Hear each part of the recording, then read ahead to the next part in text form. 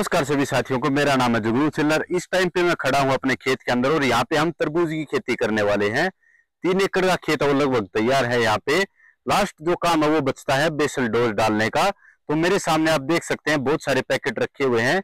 इन सब के अंदर है अपना फंगिसाइड है, माइक्रोराइजल खाद है, इसके अलावा निमेटोड के लिए दवाई है, एनपीके है और मल्टी न्यूट्रेंट है। ये सब मिक्स करके अपने खेत के अंदर डालने वाले हैं। तो इससे हमारे खेत की है ना सारे पोषक तत्वों की पूर्ति हो जाएगी। निमेटोड के लिए भी सावधानी बरती जाएगी और साथ में ही अपने फंगिसाइड भी इसके अंदर डल जाएगी। और माइक्रोराइजा है ना, ये हमारी खेत के लिए बहुत लाभदायक सूक्ष्म जीव होते हैं। ये हमारे खेत के अंदर जितना भी फास्फोरस वगैरह पड़ा हुआ है, जो कि शुष्कावस्था में पड़ा है, उसको ये दोबारा से रिफ्रेश कर देते हैं। तो यहाँ पे इस तरह से हमने ना पूरी तकनीक के साथ अपना काम करने की कोशिश की है। सारी की सारी डिटेल आपको बताएंगे। बेसल डोज में जो हमने लिया वो कौन कौन से कंपनी के खाद लिए हैं, कितना हमारा खर्चा आया है और ये सभी खाद ही क्यों लिए हैं, इसके अलावा दूसरे ऑप्शन क्या कुछ अवेलेबल है, उन सब के बारे में डिटेल में जानकारी प्राप्त करेंगे। अगर आप कोई भी खेती करने वाले हैं बेल वर्गीय, तो ये वीडियो आपके लिए बहुत ज्यादा हेल्पफुल होने वाली है, क्योंकि इसके अंदर जो सबसे मेन पॉइंट होता है ना बेसल डोज, उसी के बारे में हम सबसे ज्यादा चर्चा करेंगे। तो बने रहिए वीडियो के साथ में ही। अगर इस तरह की खेती बाड़ी से संबंधित वीडियो देखना पसंद है या फिर आप इस तरह की खेती बाड़ी करते हैं, आपका दोस्त करता है, तो उसके साथ ये वीडियो जरूर शेयर करें ताकि उसको भी एक अच्छी जानकारी मिल सके और थोड़े पैसे के अंदर वो एक अच्छी बेसल डोज है वो अपने लिए तैयार कर सके। बने ही रहिए वीडियो के साथ में ही।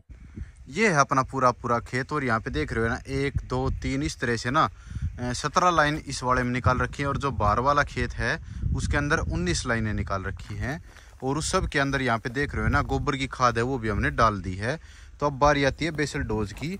सबसे पहले मैं आपको दिखाता हूँ, यहाँ पे हमने लिया है एनपीके 16-16-16, यानी कि 16 इसमें यूरिया है, उतना ही फास्फोरस है और उतना ही पोटाश है। 2 बैग हमने लिए हैं 3 एकड़ के लिए, यानी कि प्रति एकड़ है ना 33 किलो के आसपास इसमें से जाएगा। एक बैग ये हो गया, एक ये हो गया, लगभग 1350 रुपये के आसपास का हमें ये मिला है। इससे अगली बारी आती है मल्टी न्यूट्रेंट की। 3 पोषक तत्व यहाँ से हमें मिल गए, इसके अलावा कुछ पोषक तत्व हो यहाँ से मिलेंगे। इसके अंदर देख रहे हो ना आप, सल्फर है, बोरोन है, कैल्शियम है, पोटेशियम है और मैग्नीशियम है। पोटेशियम मैग्नीशियम बहुत ही कम मात्रा में है और हमें फिलहाल में बीज उगाने के लिए इतनी मात्रा की आवश्यकता है, तो ये काफ़ी है। इसके अलावा कैल्शियम थोड़ी ज़्यादा है, सल्फर भी ज़्यादा है, बोरोन भी कुल मिला के ठीक है। और जो ये पैकेट मिला है हमें 600 रुपये का मिला है। ये कैलबोर के नाम से आता है, मिनरल कैल्शियम बोरेट करके ये आता है, प्लांट न्यूट्रिएंट करके इस पे पूरी डिटेल वो लिख रखी है। और ये देख रहे होंगे एरीज एग्रो लिमिटेड का है ये। इसी तरह से हमने ये 2 बैग लिए हैं, 10 किलो का ये है, 10 किलो का ये है। एक पैकेट की कीमत है वो 600 रुपये है। इससे अगली बारी आती है अपनी माइक्रोराजा की। तो एक तो ये देख सकते हैं पिछले साल का रखा हुआ था हमारे पास, के मैक्स एनर्जी करके है, ये कृषि रसायन कंपनी का ही है।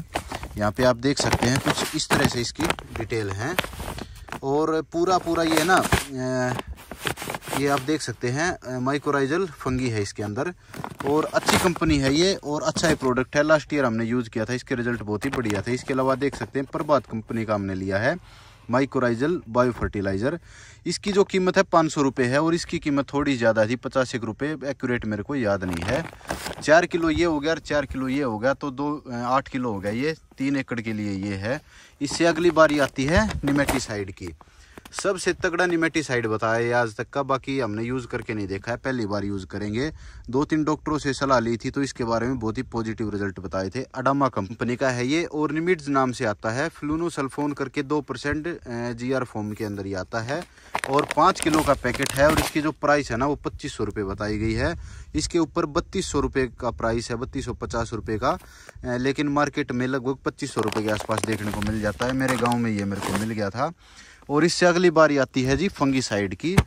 तो बायोस्टेट कंपनी की है, रोको के नाम से आती है और सिस्टमिक फंगिसाइड है। ये बहुत ही तगड़ी फंगिसाइड है। इसके अलावा हम कोई सी फंगिसाइड यूज़ नहीं करते हैं। अगर ये मिलती है तो सबसे पहले इसी को ढूंढते हैं, गांव में नहीं मिलती है तो बाहर से लेके आते हैं। 1 किलो है ये और 3 एकड़ के लिए काफ़ी है। 330 ग्राम के आसपास ये चली जाएगी प्रति एकड़ के हिसाब से।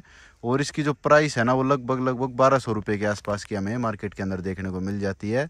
कहीं पे 1300-1400 रुपये का मिल जाता है और कहीं पे 1000 रुपये के आसपास का भी ये मिल जाता है। बाकी हमें ये मिला है 1200 रुपये का। अब इन सभी चीज़ों को मिक्स करके और अपने इस खेत के अंदर डाल देंगे सीधी रेखा में, जो यहाँ पे खाली बना रखी है ना इसके अंदर। और इसके बाद इसके अंदर रोटावेटर चलेगा और ये सारा खाद है वो मिक्स हो जाएगा। जो ये रोको है ये पाउडर फॉर्म के अंदर है, तो जैसे ही हम पल्ली बिछाएंगे तो उसके ऊपर ये सारा खाद डाल के थोड़ा सा हल्का सा पानी का छिट्टा दे देंगे, जिससे कि ये सारी खाद गिल्ली हो जाएगी और जो फंगीसाइड है वो उसके ऊपर अच्छे से चिपक जाएगी। और फिर बराबर मात्रा में इस खेत के अंदर हम उसको डाल देंगे। किसान भाइयों, एक ऑप्शन तो मैंने आपको ये बता दिया है जिसमें एनपीके हो गए, मल्टी न्यूट्रेंट हो गए और दूसरी दवाइयाँ होगी। अगर आप एनपीके यूज़ नहीं करना चाहते हैं तो इसके अलावा आप अलग से यूरिया, डीएपी और पोटैश ले सकते हैं। जो अपना दानेदार लाल पोटाश आता है वो ले सकते हैं 15 से 20 किलो, और 25 से 30 किलो डीएपी ले सकते हैं। और इसी तरीके से 15 से 18 किलो या फिर मैक्सिमम 20 किलो यूरिया ले सकते हैं। इन तीनों को मिक्स करके भी बेसल डोज के रूप में ले सकते हैं।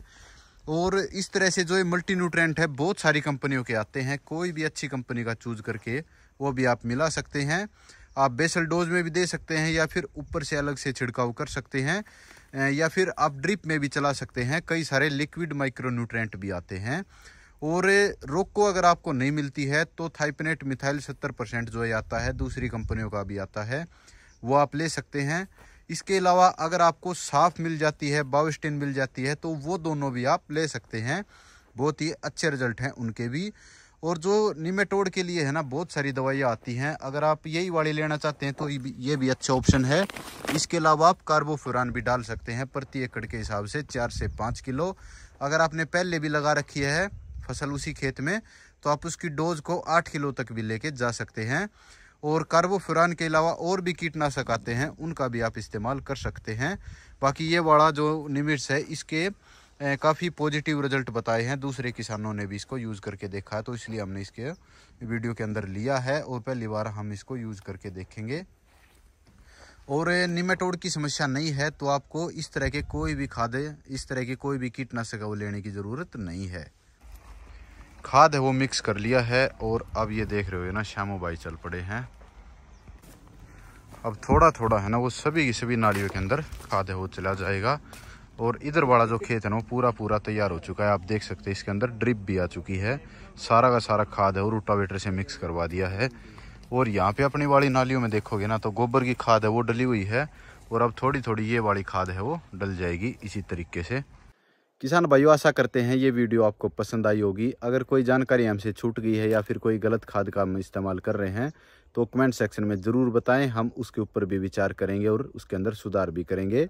और दूसरे किसान भाई भी उससे जानकारी प्राप्त करके वो भी अपने खेती के अंदर सुधार कर सकेंगे और नुकसान से बच सकेंगे। वीडियो देखने के लिए आप सभी का बहुत बहुत धन्यवाद। आपका दिन शुभ रहे।